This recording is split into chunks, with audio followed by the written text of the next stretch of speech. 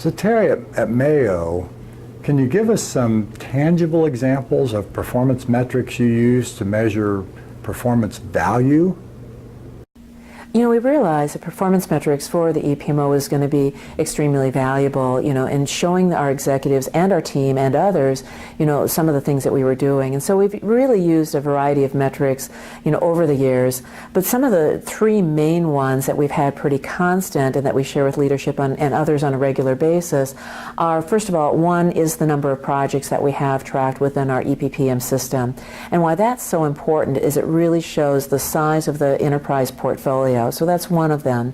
Another one, especially since we've implemented the EPPM system, is the number of users in that particular system, because again, it shows just the level of maturity and the level of users in the system. And of course, as we expand the functionality, that expands the users as well. So it really has a couple different meanings there too.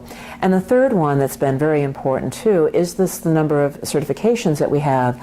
We as an organization, when the EPMO started, had about 20 PMPs. We're now up over 250 PMPs, PGMPs, and a PFMP. And so those certifications really reinforce to our members and our project managers that the certification is important, and also to the executives that, you know, if they've got a big project that they want to get done successfully, they really want to have somebody trained in that discipline. Again, we have other metrics, but those are three that have been kind of tried and true throughout the years. So Barry, at Parker, what do you do that shows the executives not just the metrics, but the real value of the PMO? How do you use metrics to show value? So there's a couple perspectives that we use in showing actually value from the PMO. One of the first ones that I can bring up is repeat business from our customers. We've put in methodologies in place that are really improving the way that we execute our projects on time, on delivery, on cost, on quality. And with those are basic PM principles. But what they do is they instill a confidence in our customer base that we can execute, and we can execute to the performance levels that they need us to. So we've seen time and time again where our customers will come back to us and say, you've done such a great job on the last project, we want you to take the next project on. This brings growth to the organization, it brings additional dollars to the organization, it brings additional profit to the organization. And I think the establishment of that credibility has been fundamental in showing that the PMO brings value to our organization.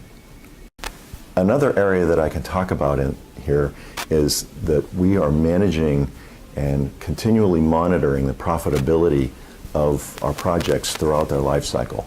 One of the mantras that we have within our organization is that the PM, the project manager, program manager, is the GM of the program. And what we mean by that is that they're not just responsible for the execution of that development portion, but they have a hand in managing and controlling the levers that control the profitability in this overall life cycle of the project. Remember, our projects and programs can last up to 40 years in length from the time that we have a clean sheet of paper, develop that product into the field, and that airplane flies for the next 25 to 40 years. So we've got to manage that throughout. And whatever we come up with as a product in those first 5, 6, 7 years, it has to be profitable because we live with that for a very long tail.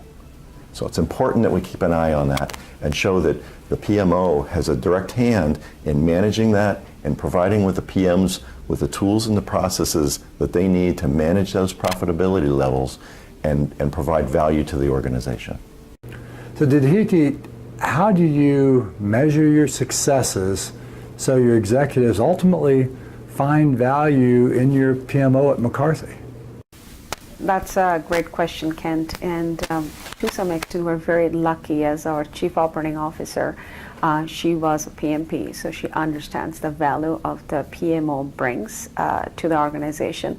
And also as an organization, what used to happen that we used to have 150 projects before the PMO, 150 projects in the list and kind of no delivery, or nobody is actually accountable for delivery. Right now, the executives know that as a leader of the PMO, I am accountable for delivering all the projects we said that we're going to deliver.